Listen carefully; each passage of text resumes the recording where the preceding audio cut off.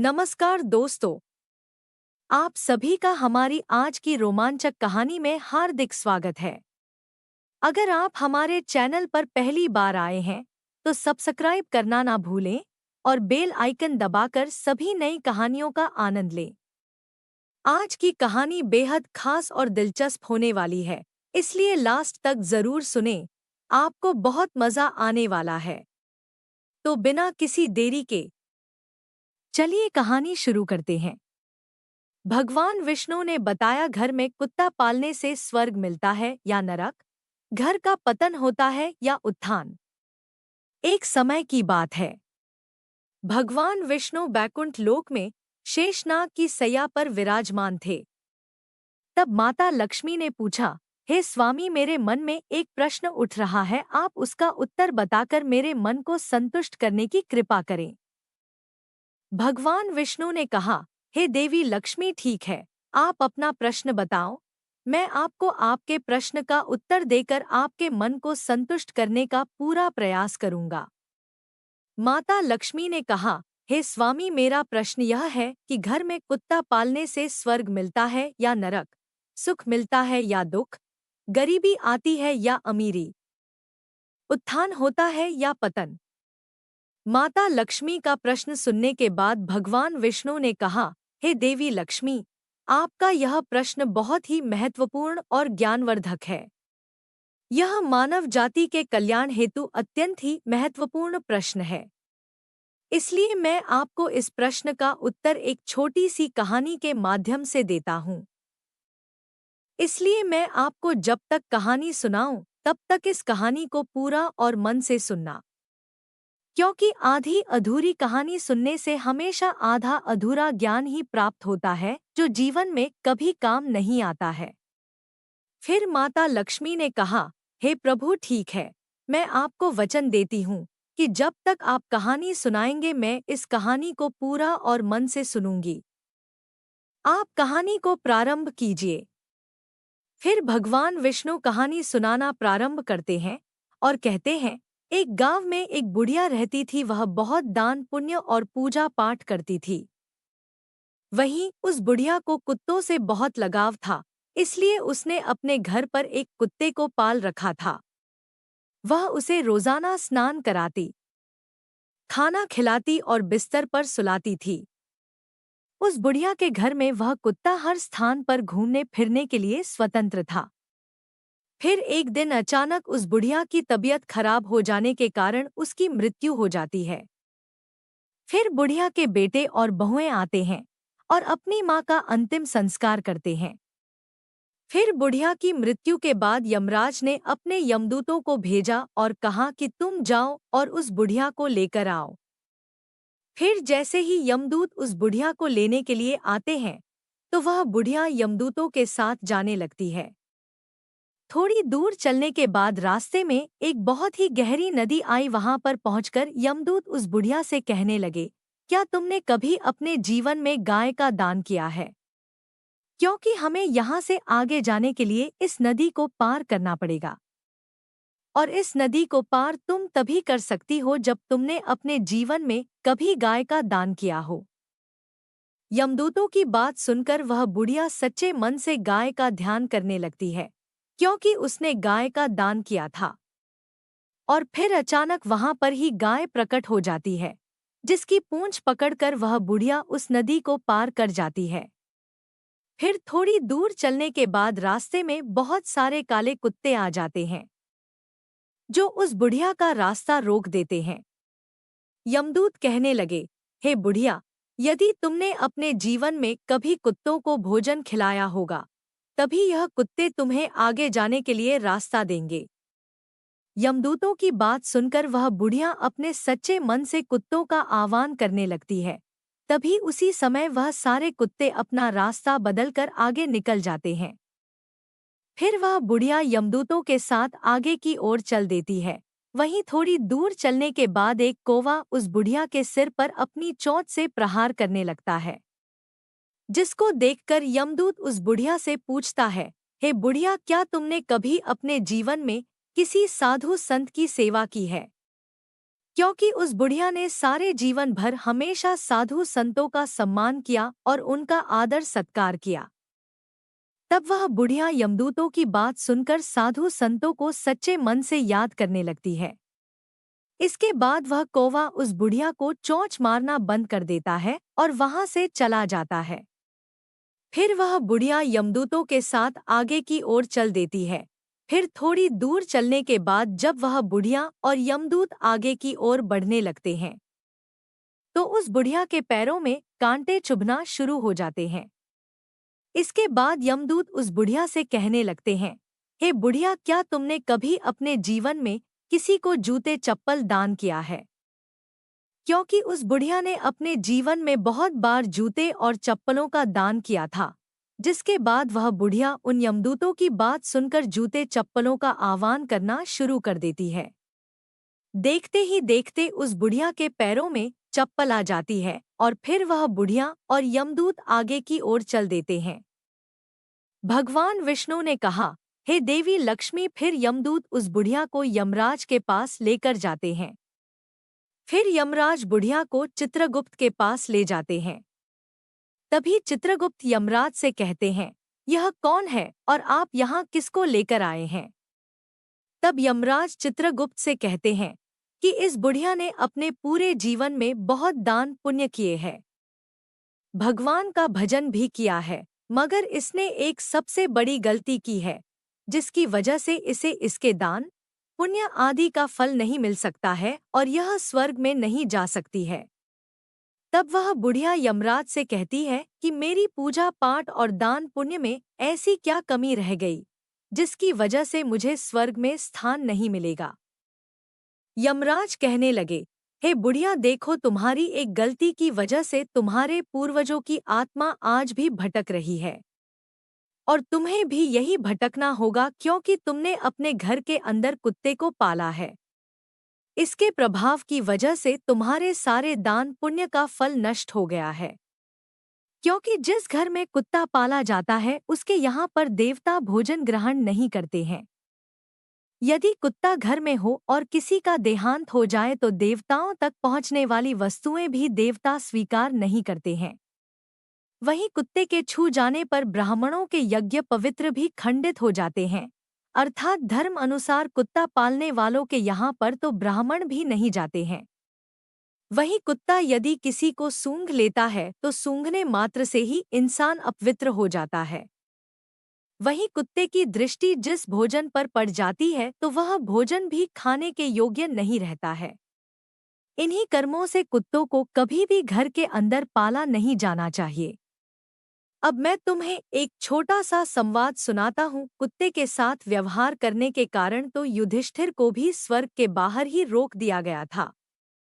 जब युधिष्ठिर ने भगवान इंद्र से पूछा कि मेरे साथ यहाँ तक आने वाले इस कुत्ते को मैं अपने साथ स्वर्ग क्यों नहीं ले जा सकता हूँ, तब देवराज इंद्र ने कहा, है धर्मराज, कुत्ता पालने वाले के लिए स्वर्ग में स्थान नहीं है।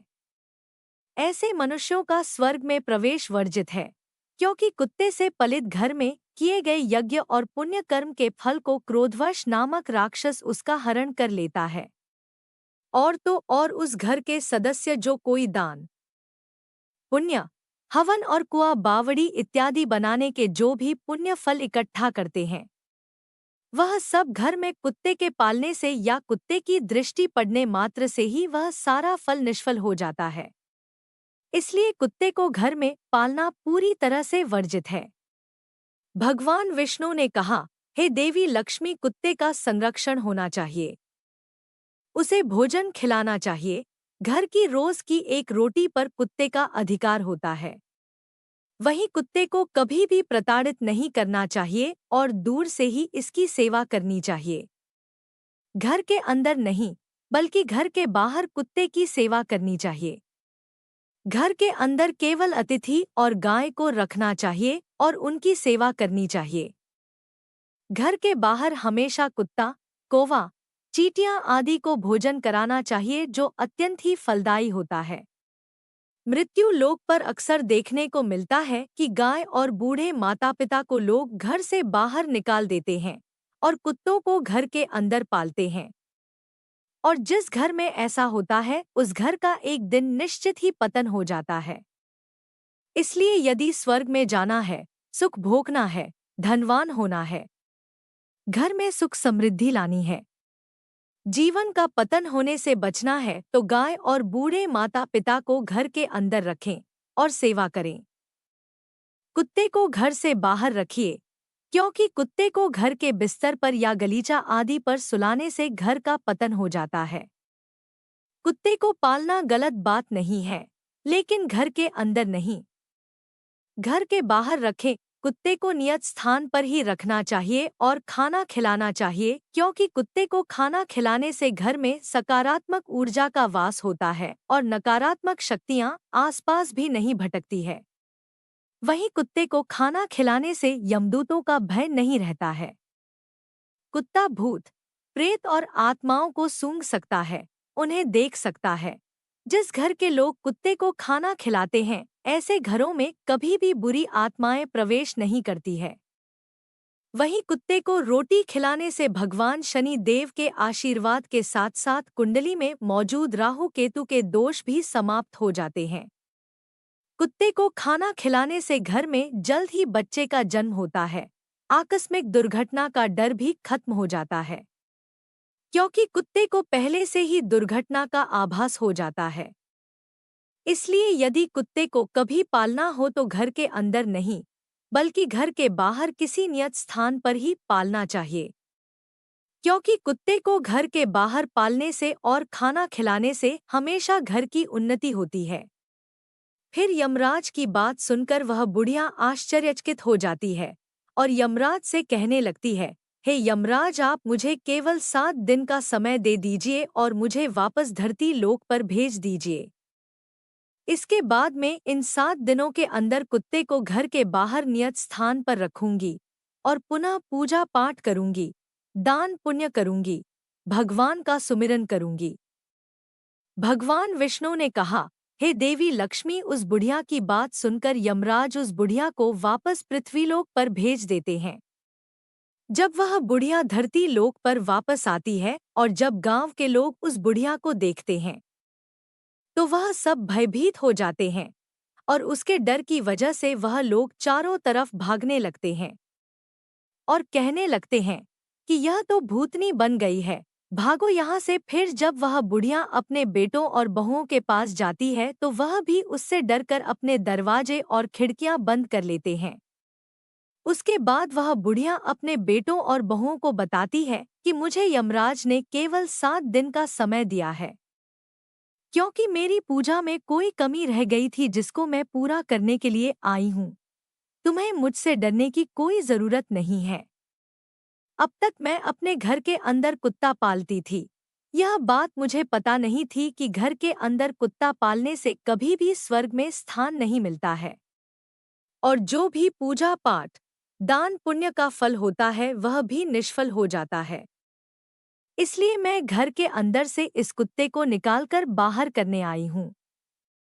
अब मैं इस कुत्ते को घर के बाहर एक नियत स्थान पर रखूंगी और इसको खाना खिलाऊंगी और दान पुण्य करूंगी, भगवान की पूजा पाठ करूंगी, हवन यज्ञ आदि करूंगी, तभी मुझे मेरे किए गए दान पुण्य का फल प्राप्त होगा और मुझे स्वर्ग में स्थान मिलेगा। फिर उस बुढ़िया की बात सुनकर उसके बेटे और बहुएं उसकी बात मान लेते हैं और घर में रहने की अनुमति दे देते हैं। साथ ही पूजा पाठ करने के लिए सारी पूजा सामग्री भी लाकर दे देते हैं। फिर घर के अंदर आने के बाद वह बुढ़िया उस कुत्ते को घर से बाहर निकालती है और घर से बाहर एक नियत स्थान पर रखती है और उसको भोजन खिलाती है। फिर धीरे धीरे वह बुढ़िया भगवान का नाम सुमिरन करती है, भगवान का भजन कीर्तन करती है, भगवान को भोग लगाती है, दान पुण्य करती है, हवन यज्ञ आदि करती है, गाय को भोजन कराती है। जब गांव वालों को पता चलता है कि यह बुढ़िया 7 दिनों के बाद स्वर्ग में पहुंच जाएगी, तो गांव के सभी लोग ऐसा नजारा देखने के लिए, उसकी पूजा पाठ को देखने के लिए उस बुढ़िया के पास आते हैं। फिर वह बुढ़िया अपनी पड़ोस की एक औरत से कहानी सुनने का आग्रह करती है। तब वह पड़ोसन भी उस बुढ़िया की कहानी सुनने के लिए तैयार हो जाती है। फिर वह बुढ़िया उस पड़ोसी औरत को पूरी कहानी सुना देती है। पूजा पाठ करने के 7 दिन बाद यमराज उस बुढ़िया से प्रसन्न होकर उसके स्वर्ग में आने के लिए अपना दिव्य विमान नीचे धरती लोक पर भेज देते हैं। उस दिव्य विमान को देखकर सभी लोग आश्चर्यचकित हो जाते हैं। जब गांव के लोग स्वर्ग से आए हुए उस दिव्य विमान को देखते हैं तो मन में सोचने लगते हैं कि यह बुढ़िया तो अब स्वर्ग में जा रही है, तो हम सभी को इस दिव्य विमान में बैठ जाना चाहिए, क्योंकि इसके साथ हम सब का भी कल्याण हो जाएगा और हमें भी स्वर्ग में स्थान मिल जाएगा। भगवान विष्णु ने कहा, हे देवी लक्ष्मी, फिर जब गांव के लोग स्वर्ग से आए हुए उस दिव्य विमान में बैठने का प्रयास करते हैं तो वह बुढ़िया सभी लोगों से यह कहती है कि तुम लोगों ने धर्मराज की कहानी नहीं सुनी है, जिसके कारण तुम मेरे साथ नहीं जा सकते हो।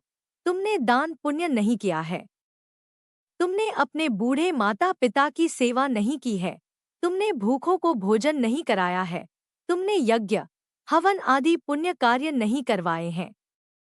इसी कारण से तुम लोग मेरे साथ स्वर्ग लोक में नहीं जा सकते हो। मेरे साथ केवल मेरी पड़ोसन ही जा सकती है, क्योंकि इसने 7 दिन तक मेरे साथ बैठकर भगवान की कथा सुनी है, भगवान की पूजा पाठ की है, दान पुण्य किया है और ईश्वर का सच्चे मन से ध्यान लगाया है। उस बुढ़िया की बात सुनकर गांव के लोग भी कहने लगे कि हमारा आपसे निवेदन है कि हमें भी ईश्वर की महिमा सुनाओ, जिससे हमारा भी कल्याण हो सके। गांव वालों की बात सुनकर वह बुढ़िया सभी को भगवान की महिमा सुनाने लगती है। इसके बाद जितने भी गांव वालों ने भगवान की महिमा को सुना तो सभी लोग उस दिव्य विमान में बैठकर स्वर्ग लोक में पहुंच जाते हैं। फिर स्वर्ग लोक में सभी लोगों को देखकर यमराज कहते हैं कि मैंने तो सिर्फ इस बुढ़िया के लिए यह दिव्य विमान भेजा था, परंतु तुम सब लोग कैसे आ गए? तब वह बुढ़िया यमराज से कहती है, हे धर्मराज, मैंने अपने पूरे जीवन में जितना भी पुण्य कमाया है उसका आधा पुण्य इन सभी को दे दीजिए, मगर इनको स्वर्ग में ही रहने दीजिए। फिर उस बुढ़िया की बात सुनकर यमराज सभी लोगों को स्वर्ग लोक में रहने का स्थान दे देते हैं। इसलिए कुत्ते को घर के अंदर नहीं पालना चाहिए। यदि कुत्ता पालना है तो घर के बाहर ही पालना चाहिए। कुत्ते को घर के अंदर पालने से स्वर्ग की प्राप्ति नहीं होती है। वहीं पूर्वजों की आत्मा भी मोक्ष प्राप्ति के लिए भटकती रहती है और ऐसा घर कभी भी उन्नति नहीं करता है। ऐसे घर से लक्ष्मी कोसों दूर चली जाती है और ऐसे घर का हमेशा पतन हो जाता है। वहीं घर के बाहर कुत्ते को खाना खिलाने से घर में सकारात्मक ऊर्जा का वास होता है, जिसकी वजह से लक्ष्मी की कृपा ऐसे घर पर बनी रहती है और ऐसे घर का हमेशा उत्थान होता है और घर में सुख समृद्धि बनी रहती है। कुत्ते को भोजन कराने से घर के किसी भी सदस्य पर आई हुई विपदा भी टल जाती है। भगवान विष्णु ने कहा, हे देवी लक्ष्मी, इसलिए कुत्ते को खाना खिलाना चाहिए, परंतु कुत्ते को घर के अंदर नहीं बल्कि घर के बाहर रखना चाहिए। तो प्यारे दोस्तों, यह थी हमारी आज की शानदार और रोमांचक कहानी। आपको यह कहानी कैसी लगी? हमें कमेंट करके ज़रूर बताएं। आपकी राय हमारे लिए बहुत कीमती है।